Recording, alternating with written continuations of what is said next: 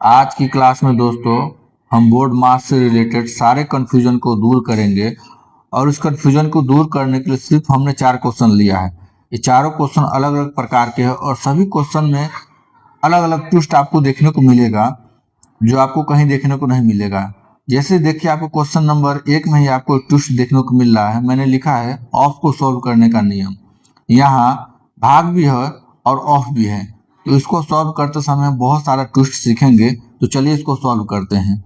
और ऐसे ही इससे भी टॉप लेवल का और moderate, easy to moderate question मैंने लाया है, जो आप वीडियो के अंत तक बने रहिएगा और देखिए, आपको कुछ सीखने को जरूर मिलेगा इस वीडियो में। ये मेरा चैलेंज है दोस्तों। अगर इस वीडियो में आपको कुछ सीखने को नहीं मिला तो कमेंट में गाली जरूर दीजिएगा। चलिए, तो आज हम क्वेश्चन को सॉल्व करते हैं। 30 और यहाँ पर भाग है तो भाग देंगे हम, ठीक है, 3। और बोर्ड मास का रूल कहता है सबसे पहले भाग से भी पहले ऑफ को सॉल्व करने के लिए, क्योंकि डी से पहले क्या है, मेरा डी से पहले क्या है, ऑफ है। तो बोर्ड मास के रूल के हिसाब से ऑफ का मतलब गुना है, तो यहाँ पर गुना देंगे और यहाँ पर प्लस का 12। और बोर्ड मास का रूल के हिसाब से पहले हम ऑफ को सॉल्व करेंगे। तो 30 भागा 3 5 15 प्लस का 12 लिख दिए।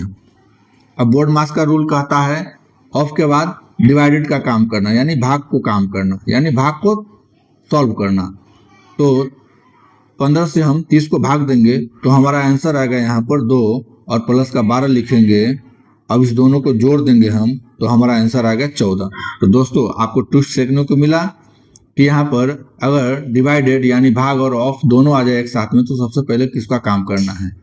तो इसी तरह का क्वेश्चन अभी हम आपके सामने और लाए हैं। और आपको वीडियो अच्छा लगेगा तो मेरे वीडियो को लाइक और चैनल को सब्सक्राइब कर लीजिएगा। आने वाला वीडियो आपको ऐसा ही मिलता रहेगा। अब देखिए दोस्तों, यहाँ पर डिवीजन है। डिवीजन को सॉल्व कैसे करें, आपने कभी देखा होगा। कभी भी दोस्तों डिवीजन जब इस तरह से आ जाए तो हमेशा पीछे से आप सॉल्व नहीं कीजिएगा, हमेशा आगे से सॉल्व करने का कोशिश कीजिएगा। मतलब आगे से सॉल्व करने की कोशिश कीजिएगा, तो आपको सॉल्व करने में काफ़ी आसानी होगा और कभी भी आपको गलत नहीं होगा। यही ट्विस्ट के माध्यम से आपको हम सिखाएंगे कि देखिए इसमें क्या ट्विस्ट छुपा है।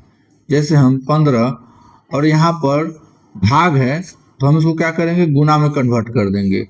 और जब बोर्ड मास के नियम के हिसाब से ये बोलता है कि जब हम भाग को गुना में चेंज करते हैं तो भाग के ठीक सामने वाला संख्या को हम उल्टा कर देते हैं, यानी 3 को हम क्या करेंगे, उल्टा करके लिख देंगे। अब ठीक इसके सामने जो भाग है इसको हम गुना में कन्वर्ट करेंगे और इसको क्या करेंगे, इस 5 को हम उल्टा करके लिख देंगे। बोर्ड मास का यही रूल कहता है। अब ये उल्टा करके किस लिए लिखे दोस्तों, इसको समझाएंगे तो वीडियो मेरा लंबा हो जाएगा। फिर भी हम थोड़ा सा आपको हिंट दे के यहाँ समझाएंगे। पहले इसको सॉल्व कर लेते हैं। अब 3 से काटेंगे 15 को तो 5 बार में कटेगा और नीचे 5 है, 5 से 5 काटेंगे तो 1 आ जाएगा आंसर। अब दोस्तों, हमने आपको बोला है ये ट्विस्ट आपको थोड़ा सा हिंट में समझाएंगे तो समझ लीजिए। मैं ज़्यादा एक्सप्लेन नहीं करूँगा क्योंकि वीडियो मेरा लंबा हो जाएगा।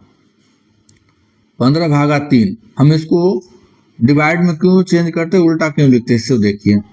हम इसको क्या करते हैं, भाग करते हैं तो आंसर मेरा आता है 5।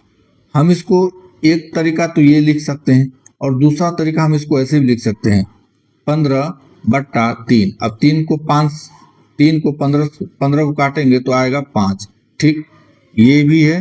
अब ये दोनों सेम लिखने का तरीका है।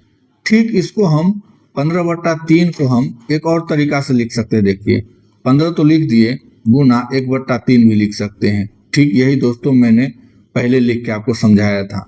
अब 3 5 15। एक हिंट मैंने दिया है दोस्तों आपको समझने के लिए, और ज़्यादा विस्तार से चाहिए तो मेरे चैनल पर मैं वीडियो डाल दूंगा, आप वहां से जाकर सीख सकते हैं। आइए हम एग्जाम्पल नंबर 2 पर चलते हैं और इसको देखेंगे। ठीक यही चीज़ है यहाँ पर, थोड़ा सा हमने इसको डिफिकल्ट बनाया आपको सीखने के लिए। इसको सॉल्व करेंगे तो 30 और यहाँ पर क्या है, भाग है, तो दोस्तों हम गुना में कन्वर्ट करेंगे और ठीक संख्या को उल्टा कर देंगे, यानी 2 वाले नीचे है उसको ऊपर लिखेंगे और 3 जो ऊपर इसको हम नीचा लिखेंगे। इस क्या करेंगे, फिर इस भाग को भी हम गुना में कन्वर्ट करेंगे और ठीक संख्या को हम उल्टा लिखेंगे। अब काटने पीटने का काम करते हैं चालू। 3 से कटेगा 30 10 बार में, वही 5 से कटेगा 10 2 बार में।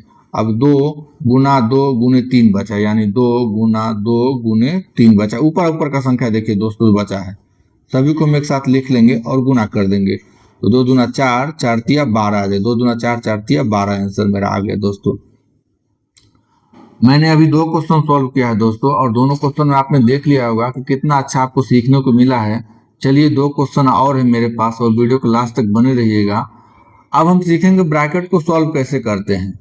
ब्रैकेट को सॉल्व करना कुछ नहीं दोस्तों, ये बहुत छोटी सी बात है। ब्रैकेट के अंदर में जितने भी प्रॉब्लम सभी को सॉल्व कर दीजिए, उसी को कहते हैं ब्रैकेट को सॉल्व करना। देखिए जैसे 40 है माइनस ब्रैकेट के अंदर क्या है 12 प्लस 8 है, दोनों को जोड़ दिए बच गया 20। अब 20 को तो हम कुछ भी नहीं कर सकते हैं, इसको हम ऐसे भी लिख सकते हैं, लेकिन इस लिखने से कोई फायदा नहीं दोस्तों, एक लाइन बढ़ जाएगा।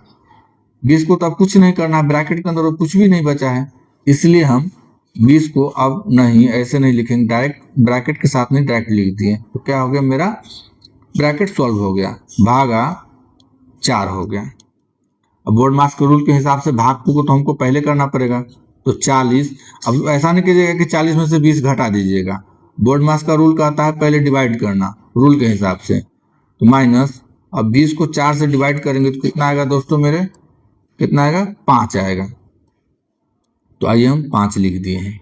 अब बोर्ड मास के रूल के हिसाब से 40 में से 5 घटाएंगे 35 बचेगा।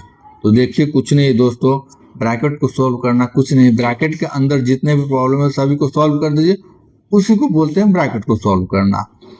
अब आइए दोस्तों, मैंने ब्रैकेट से रिलेटेड एक और क्वेश्चन लिया जिसको अब मैंने हेडलाइन दिया ऑल ब्रैकेट सॉल्व। ब्रैकेट कई प्रकार के होते हैं, ब्रैकेट कुल 4 प्रकार के होते हैं, जिसमें से मैंने 3 प्रकार के ब्रैकेट को यहाँ पर आपके सामने लिख के दिखाया और उसको हम सॉल्व करेंगे।